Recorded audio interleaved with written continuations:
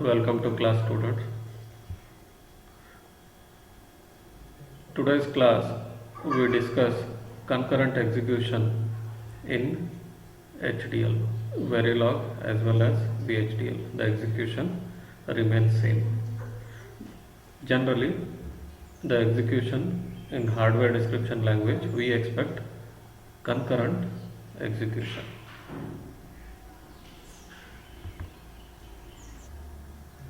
To understand the concurrent execution versus sequential execution, okay, we'll take an example circuit which involves four inputs A, B, C, D. AB is connected to first AND gate, then output of first AND gate is connected to second AND gate, where C is connected, one more input, to the second AND gate. Then the output of second AND gate is connected to an OR gate, and also input D is connected. By taking this example circuit, we try to understand the concurrent execution in HDLs. As name suggests, sequential execution means the statements are written in code as a code, they are executed one after the other in sequence. The order in which we have written these statements is very important in sequential execution, whereas in concurrent execution the order of statements is not important. We need to write all the assignment statements. The execution depends on the event that is occurring on the signals or port signals. Event means change in value of these signals. We try to write first code, and we also try to write and understand the execution of the example circuit. We try to analyze the example circuit, how it executes.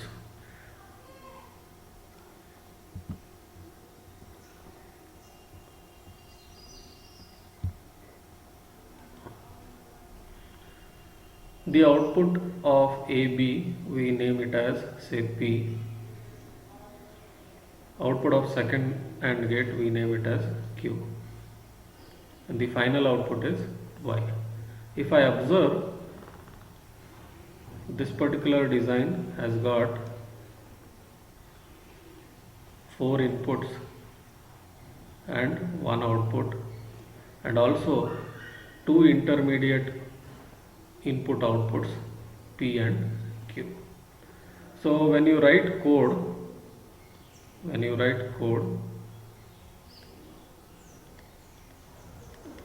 Verilog description,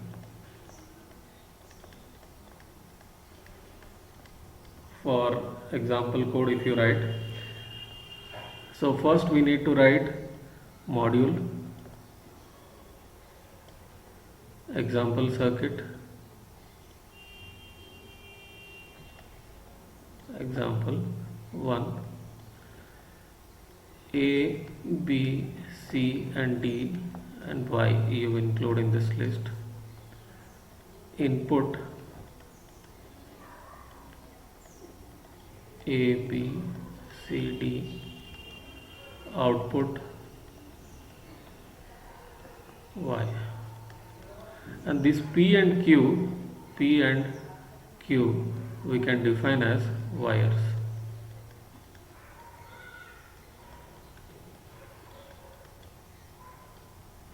Here we are writing P and Q as wires. And then coding part, assign P with A and B, first statement I have written. Similarly, one more assignment statement, assign Q with P and C. Then final statement, assign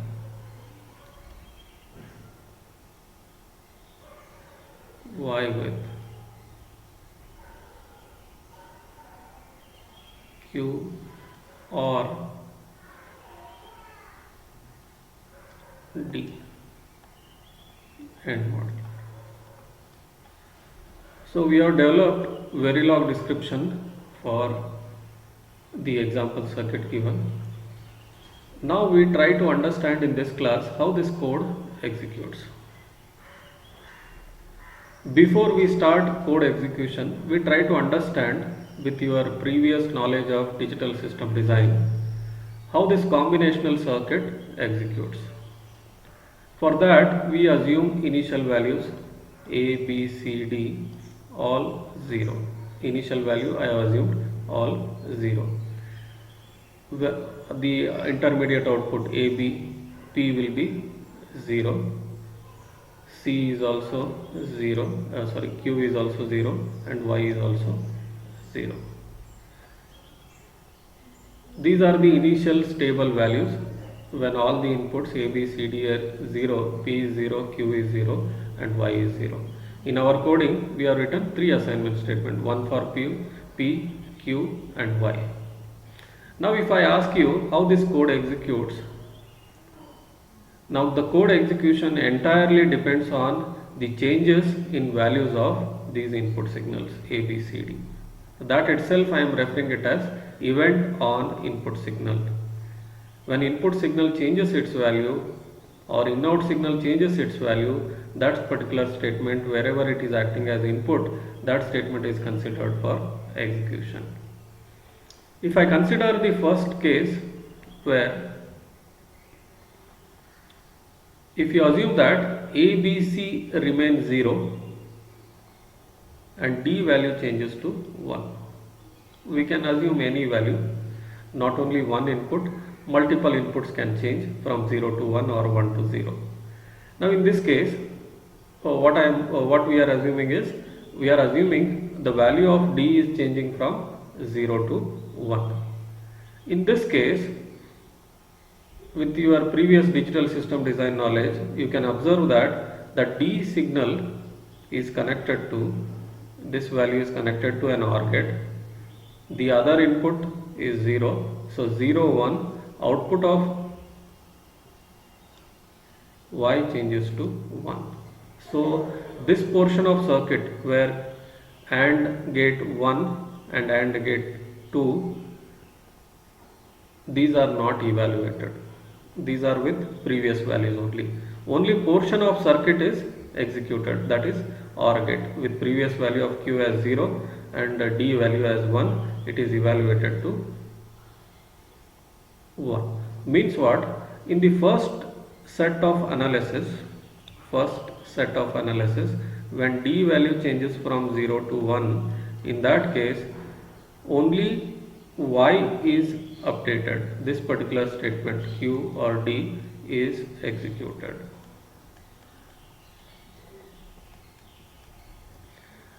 The statements, assignment statements P and Q, for which inputs are A and B, P and C, these two statements are not evaluated. P and Q assignments are not executed.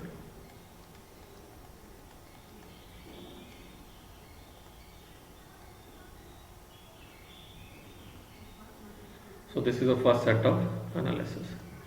Now if I assume the new set of values, stable values are for 0, 0, 1, this we have analyzed. When A, B, C remain 0, D is 1, we have analyzed. Now if suppose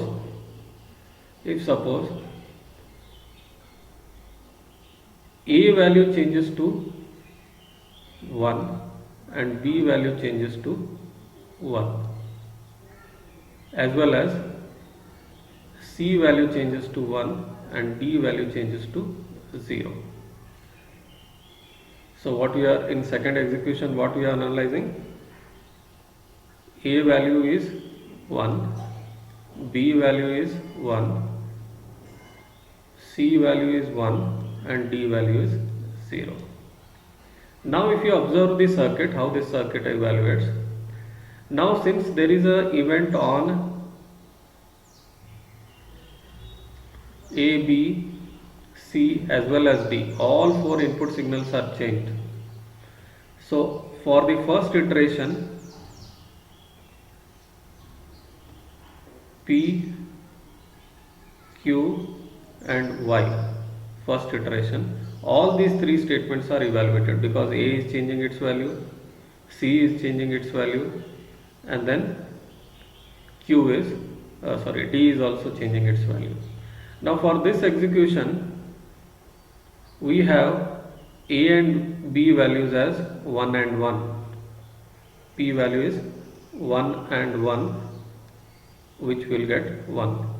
Q value is previous value of P. Previous value of P was 0, 0, and C value is 1.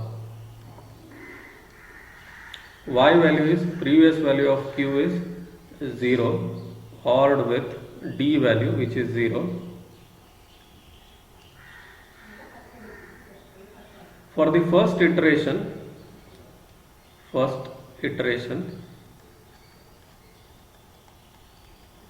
since A, B, C, D all have changed value, all three statements are executed simultaneously and they update value of P as 1, value of Q as 0 and value of Y as 0.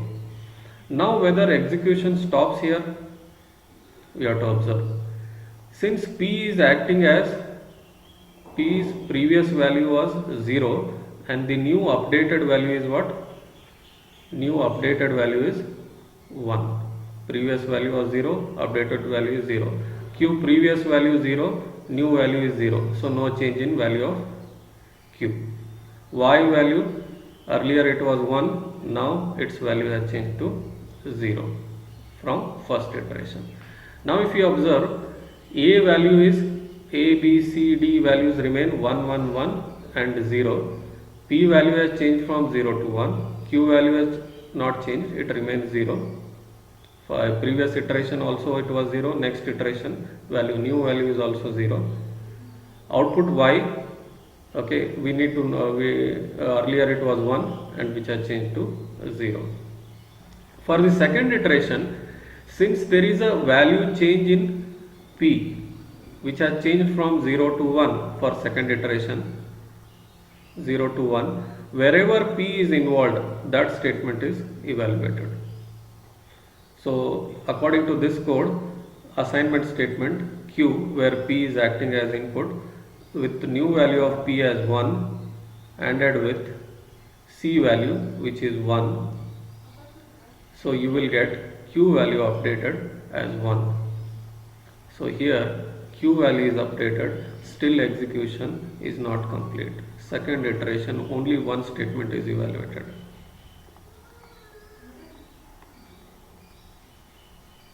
Second iteration, only one statement is evaluated.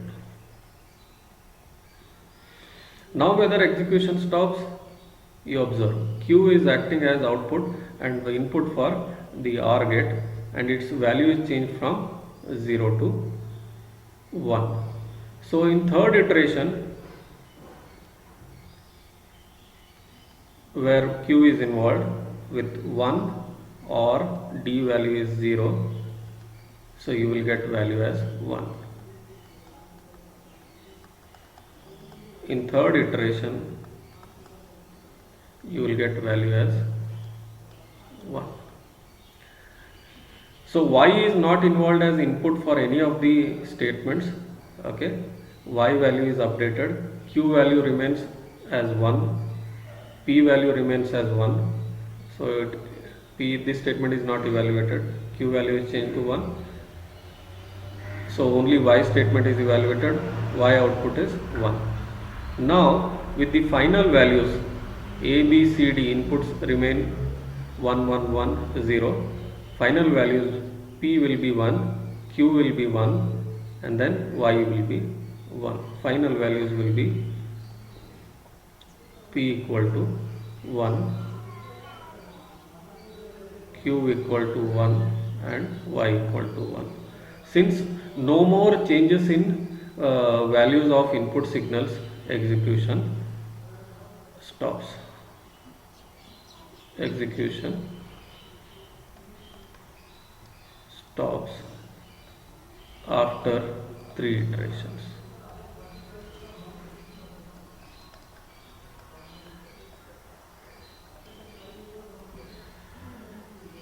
You can observe here in the second set of changes, 3 statements are evaluated at once. In the second iteration, Q is evaluated. Why Q is evaluated? Because P value has changed from 0 to 1. Only Q is evaluated. Since Q earlier value was 0, new value is 1, so execution won't halt, it continues. So it affects Y. Since it is a OR gate, 1 or 0 is 1. So since no more inputs are changing, so execution halts with the final values as P1, Q1 and Y1. So this is how concurrent execution is. In concurrent execution, the order of statements is not important. I can write assign Y equal to Q comma D. I can write assign Y equal to Q comma Q or D first, then assign Q equal to P and C, assign only portion of code I am writing, not entire code, assign P is equal to A and B. So here also, since the order we have changed, the execution remains same. When I change values to 1, 1, 1, 0, now which statement? All 3 statements are considered for execution for the first iteration, then Q is considered for execution, then finally Y is considered for execution. So in first iteration all 3 statements are evaluated at once, then second statement and then first statement. So order of statements is doesn't make much importance in case of concurrent execution, because in hardware description languages concurrent execution entirely depends on the changes in values of input signals A, B, C, D as well as P and Q, which are acting as input for the second AND gate and then the third gate, which is OR gate. So P and Q are acting as inputs for, P is acting as input for second gate, Q is acting as input for the third gate, OR gate. So when input changes stop for 2 successive iterations, if the value remains same, the execution halts. This is how concurrent execution occurs. The sequential execution part is also supported in case of hardware description languages. So for that we are using always statement. The selection of always statement is concurrent. Concurrent means whenever the input signals mentioned in the list of always statement, then only concurrent statement is selected for execution, within which you can write sequential algorithms using constructs like if, else, for, while, next, assert, exit, so many statements. So sequential statement should be written within an always block. All the statements that we write within module are concurrent in nature. Only within always statement we can use if constructs. Even assignment statements within sequential execution, within always, we can write, those are executed sequentially. We'll continue in next class.